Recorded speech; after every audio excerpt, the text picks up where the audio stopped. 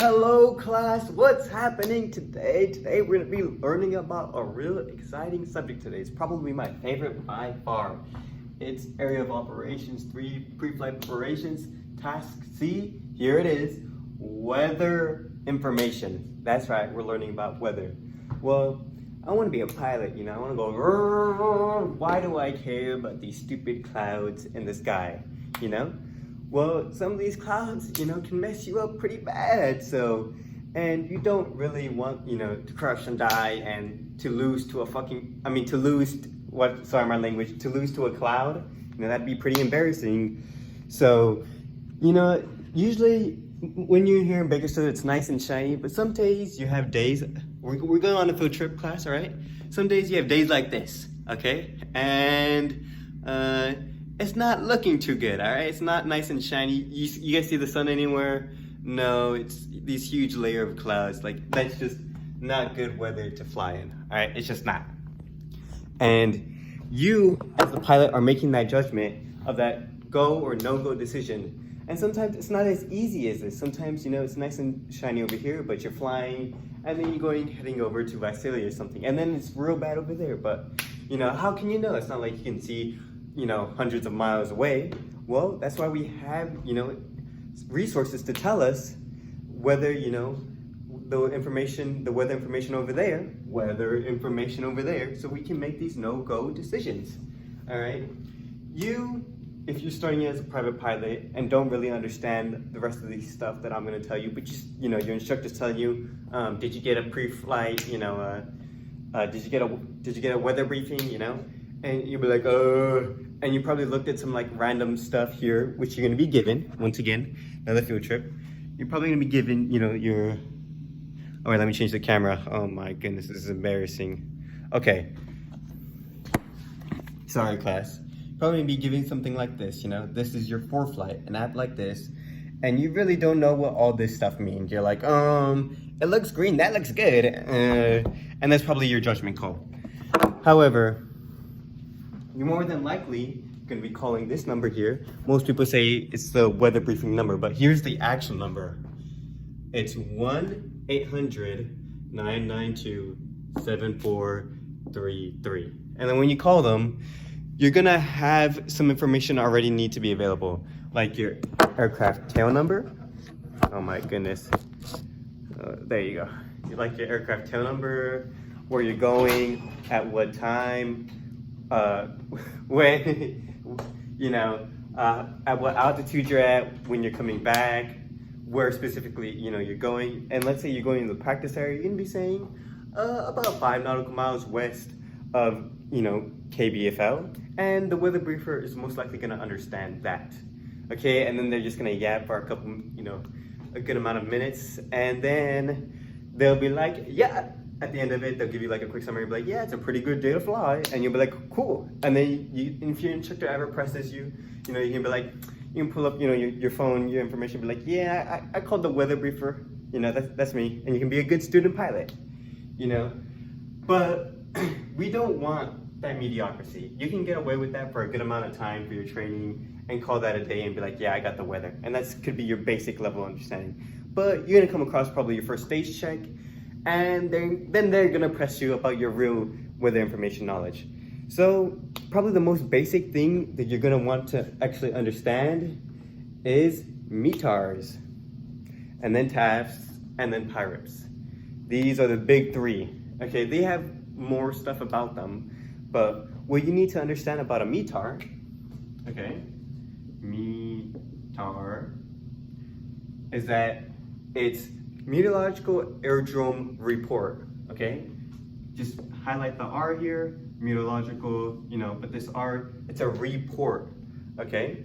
That's important because, when you get your, let's say you're getting your grades, it's your report card grade, it's giving you the data of how well you've already done. It's establishing, this is it. This is where you're at right now. Now, don't confuse this with a TAF, okay? This is a terminal aerodrome forecast, okay? This is the important part to highlight this part. This is F, forecast. That means it's guessing, it's probable. It's like, it's most likely gonna have weather over there. You know, like that's what it's gonna be at so and so time, okay? So this is what you're gonna be looking at, okay? You're gonna have KBFL on here, okay? And as you see in this little chart area, it's gonna be like METAR, okay? And then down here is the TAF, you see? And that's what it's currently, you know, predicting right there. Usually it's a little bit longer than this, but that's the most important distinctions. There's METAR decoders and there's TAF decoders. And if Instructor is nice, you know, I myself have a METAR decoder list right here, and it can tell me, you know, what all this stuff means. But ForeFlight's really nice, and instead of giving you this long, and you see that green text, that long weird green text that you probably, that's a whole nother lesson to actually decode that long green text. ForeFlight actually decodes it for you, and it tells you the time of when it's happening, as you can see, the winds are calm, visibility 10 statute miles, clouds where they're at, the temperature at dew point, and all that. And so it's basically decoding it for you, and it's telling you what the weather is actually like at that airport. And then, if you see how it's green and VFR, that means it's visual flight routes. Visual, that means you can see, okay? These visual flight routes probably come into a better lesson, but we're already kind of running out of time, so I'm trying to teach you as much as I can here. So, and then PIREPs, I talked about the big three. PIREPs are pilot reports, okay? I mean, I guess the point of the thing is, I have this P here, but these are pilot reports. So pilots are going out there and they're calling up tower and be like, yo, the weather actually is da-da-da-da-da-da. You know, and these are probably the most accurate reports that you're getting. You should probably listen to these, but they're very rare and few. And, sorry, I had to burp. Anyways, now, the next thing they're probably gonna ask you about are like charts and stuff like that. And what you're really gonna do, like on here, if you're really advanced, okay, we're gonna ignore this flight plan that I have, but let's say you're going you are going to Visalia, okay? You see, that's your flight plan in here. Oh my goodness, that's your flight plan in there. And then you're gonna go to this button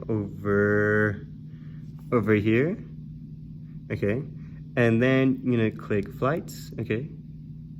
And then it's gonna pull this up for you and all this stuff. But right here, briefing, little cloud on there, briefing. And it's gonna pull up a bunch of weather chart informations. Of course, these are, well, ForeFlight, you know, it's not an actual official weather source. It's getting its information from like NOAA's National Oceanic Atmospheric Administration, I think is the name for it. But basically it's getting from official sources and it's pulling from them. And it's actually giving you where their stuff's at here. So here's SIGMETs, that's a whole nother conversation for another time. Like another AirMITs right here, monthly obscurations, another AirMITs again, and a surface analysis chart, okay? That's probably the biggest thing that they're gonna have you look over here. And then you're looking at all this and you're like, I don't really understand what all this means. Well, these are all, you know, different fronts, low pressures, and basically a big bunch of terminology, but it's important to highlight of where we're actually at. If you're kind of confused, you know, where I'm pointing at here is, you know, California. And this little bump over here is where I like to kind of measure, and like going a few inches deep right there, like in the middle is where I like to imagine Bakersfield is at. And where that is where you're approximately gonna get where this information is at. And as you can see, it's not looking too good because you can see all those clouds and stuff like that, which is about accurate to our reading out here where we have all these clouds and not so good stuff. So that's pretty about accurate. But understanding these fronts and pressures and low pressures is a pretty big like deal. We can go into that in another lesson, specifically breaking down and how they affect us in our aircraft, and you know how this can affect your judgment of a go or no go decision. As we explained, there's another big three.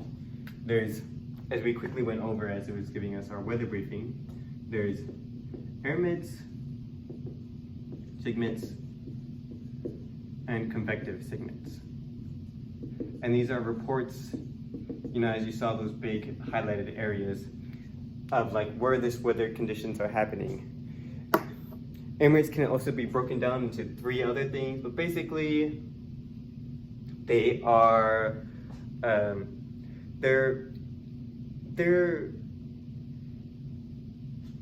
they are weather information that is hazardous, but like not really. Like it's not like, you know, like you die. I mean, you might die to some of these, but it just depends. They can be broken down further, but basically they're like medium level, okay, moderate level. So we like to think of. Segments are like extremely hazardous. These are the big boys. These are like, oh my goodness, if you actually go into these, like probably less than 50-50 chance you survive in that. But these are real bad, okay? These are like, it's not even like discussable. Like you shouldn't even be risking that. Convective segments are the big boys bad, but now they got lightning convective, okay? So that's, you know, once again, it's a pretty bad boy. So if you see those on there on your charts and they're in your area, like, oh, we're not flying today, okay? Unless you just build differently.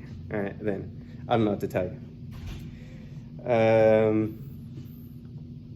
You're also probably they're gonna talk about clouds. There's like different kinds of clouds, but that's another discussion. And it could be useful pertaining as to what these weather conditions result in, and like whether turbulence is associated and stuff. That's where you can make like a visual comparisons and be like, oh, that area is pretty turbulent because of those clouds that I'm seeing over there. That's why it's useful to know about those clouds. And as you know, turbulence, if you don't know, you know, it's like that is when your aircraft is rocking and stuff like that, when you're going up and down, blah, blah, blah, blah, like that can affect you pretty badly. And there's different, you know, kinds of things, really hazardous weather conditions, icing, thunderstorms, fog. These, once again, are the big 3. These things are what you should be really looking out for, and will probably, you know, get you killed. Fog, I mean, if you want to become IFR, like, once again, that's a discussion for another day. But there's different kinds of fogs, and you most likely have to memorize them, but we're kind of running out of time, so I'm not trying to go too deep into that. Wind is important, but it's primarily most important when doing maneuvers. Like that's something you want to take into consideration and how you're applying to correct for that. But the biggest thing that comes with winds and turbulence, or more specifically wind shear, is when you're coming in to land. Because if you're getting huge amount of crosswinds when you're coming to land, you may not think it's a big deal. Like you're just seeing that number of like 20, and like, it's whatever. Like you were flying up there and you flew in 20 knots, and like, it's whatever. But when you're in that low speed and that position when you're coming into land, that 20 knots crosswind is gonna be a big deal, and you're gonna feel it, and then you'll be like, wait, how do I correct that? And you know, it's not a good day, okay? So that's why you need your personal minimums of, you know, how you actually perform in these conditions, whether you're making your go or no-go decisions, especially if you're doing something important like a stage check or your check ride. You know, are you really gonna gamble and be like, you know, I sometimes do okay landings in these. You know, that's why you make your go or no-go decisions and have your personal minimums. And we're like, we're not flying this. I'm not passing that check. Like, I'm just gonna fail it, you know? So that's why it's important to know about these weather conditions. Instead of being like, yeah, we're good to fly, because of course you can be legal and good to fly in those, but are you gonna really perform at your best? You don't wanna mess yourself over and be all macho and mess that up. What else can I quickly cover over? Quickly looking at these. Oh yeah, another big thing. That isn't the only way to get your stuff. There's this thing over here called imagery. You see that? There you go. Now we're clicking it now. That's the imagery. And then if it can load, that'd be nice. There you go. And these right here can tell you specifically, you know, give you prog charts. It can give you a different version of surface analysis, but I like the one that it gives us over there. But this can tell you like different cloud layers. You know, that's really important, because if you combine cloud layers, winds aloft is pretty good, but with cloud layers and your icing levels, you can then determine whether you're gonna get actual icing in that area, and can make that appropriate decision based off of that. Because what do you need for icing? You need freezing conditions, such temperatures, I forgot what it is, and then visible moisture, and that's clouds. Clouds is visible moisture. So even if it was freezing, ice cold -12, as long as there's no visible moisture, you can still be good to fly over there. But if you got visible moisture in those freezing conditions, it's gonna be a bad day for you. Anyways, that's my 15-minute timer. Have y'all have a great day and stay safe.